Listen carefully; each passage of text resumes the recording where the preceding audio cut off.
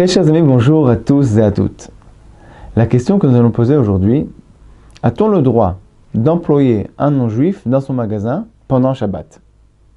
Si quelqu'un possède un magasin, par exemple en France ou dans un endroit où il y a des non-juifs, et il veut ouvrir son magasin pendant Shabbat sans y être Hasvé Shalom, mais en faisant travailler un non-juif à sa place pendant Shabbat, en lui donnant un salaire mensuel. Est-ce qu'on a le droit ou on n'a pas le droit? Alors les sages nous disent qu'on n'a pas le droit pendant Shabbat de profiter d'une mélacha, de profiter d'un travail interdit qui a été fait par un non-juif pour nous. Et que la demande a été faite avant Shabbat ou pendant Shabbat. Dans tous les cas, on n'aura pas le droit de profiter du travail interdit que le non-juif a fait pour nous. Le Rambam m'explique que la raison est pour ne pas que le Shabbat perde son importance à nos yeux et qu'on en vienne nous-mêmes par la suite à transgresser le Shabbat. Rashi, lui, nous dit Shlucho shel adam kemoto. L'envoyé d'un homme est considéré comme lui-même, et donc si on demande aux non-juifs de faire un travail pour nous, c'est comme si nous-mêmes nous l'avions fait. Alors on va distinguer entre différents cas de figure. Dans le cas où le juif emploie le non-juif avec un salaire fixe, alors c'est sûr que c'est interdit, puisque le non-juif est vraiment l'envoyé du juif et il va travailler pour le compte du juif, c'est interdit pendant Shabbat. Par contre, si le patron, le propriétaire juif, propose un pourcentage des ventes à l'employé, dans ce cas-là, il va falloir remplir 3 conditions pour que ce soit permis. Premièrement, il faut laisser la possibilité au non-juif de venir ou de ne pas venir. Le laisser choisir. Si tu as envie, tu viens. Si tu as envie, tu viens pas. Dans ce cas-là, le non-juif ne sera pas considéré comme le chaliar, comme l'envoyé du juif, et ça pourrait être permis.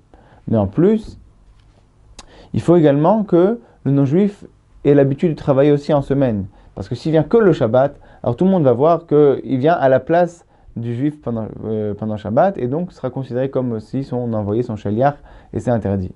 Et troisièmement, il faut également qu'il n'y ait aucun juif qui vienne acheter de la marchandise dans ce magasin pendant Shabbat pour ne pas transgresser l'interdit de l'ifné hiver, l'otiten mirchol, de mettre une embûche devant un aveugle, et donc d'entraîner les gens, d'autres juifs, à faire des interdits pendant Shabbat sera interdit. Donc même si le propriétaire n'est pas là pendant Shabbat, si des juifs risquent de venir pendant Shabbat acheter des choses, ce sera aussi interdit.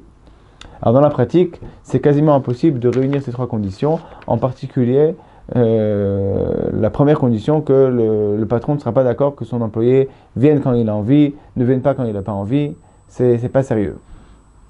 Donc la solution la plus réalisable, c'est que le propriétaire juif vende son affaire aux non-juifs pour le jour du Shabbat. Ils vendent ou ils louent l'affaire pour le jour du Shabbat, et dans ce cas-là, il n'y a aucun problème. Parce que le goy travaille à son propre compte pendant Shabbat. Et donc la recette, tous les bénéfices du Shabbat seront exclusivement aux non-juifs. Le non-juif devra uniquement verser à son patron juif le prix de la location ou de la vente pour le jour du Shabbat. Par exemple, si le propriétaire estime que la recette du Shabbat, du samedi, est de 1000 €, alors il pourra vendre à son employé pour le prix de 700 € le magasin pour le jour du Shabbat.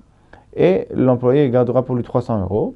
Et s'il a gagné plus que ça, ce sera entièrement pour lui. Il pourra aller 400, 500 €. Donc dans ce cas-là, il se trouve que l'employé travaille pour son propre compte et c'est permis. Il est important de préciser que c'est uniquement en cas de grande perte que les sages ont permis de faire cette solution de vendre son affaire. Par exemple, si quelqu'un possède un magasin qui est situé dans un grand centre commercial et que la plupart des ventes se font le Shabbat, ou bien que quelqu'un possède une pharmacie qu'il est obligé d'ouvrir le Shabbat selon la loi, dans tous ces cas-là, on aura le droit de le faire. Mais n'oublions jamais, mais dans le cas où il n'y a pas une grande perte en question, alors il ne faudra pas oublier les paroles du Chavetz Chaim qui nous dit que celui qui a confiance en Akadosh Baruch Hu et qui ferme son magasin le Shabbat et les fêtes et qui ne cherche pas des permissions pour éventuellement gagner plus d'argent, qui est Boteach Bakadosh Baruch Hu, qui croit, qui fait confiance à Hachem, qui lui amènera sa parnassa comme il faut, alors Ashrav Ashrechelko, il sera heureux, Ashrav Ba'olam Hazeh Ashrechelko Ba'olam Haba, qu'il sera heureux dans ce monde-ci et dans le monde futur et qu'il ne manquera jamais de rien. Donc en résumé, la meilleure solution, c'est de fermer son magasin entièrement le Shabbat et profiter du jour de repos, pour être avec sa femme, avec ses enfants, avec sa famille, s'adonner à l'étude de la Torah et à profiter de l'élévation spirituelle qu'on peut atteindre pendant Shabbat. Si quelqu'un n'a pas la possibilité de faire ça et qu'il risque d'avoir une grande perte, alors dans ce cas-là, il faudra vendre ou louer à un non-juif son magasin pour le Shabbat et le non-juif prendra tous les bénéfices du Shabbat, si ce n'est le prix de la location. À bientôt à tous et à toutes.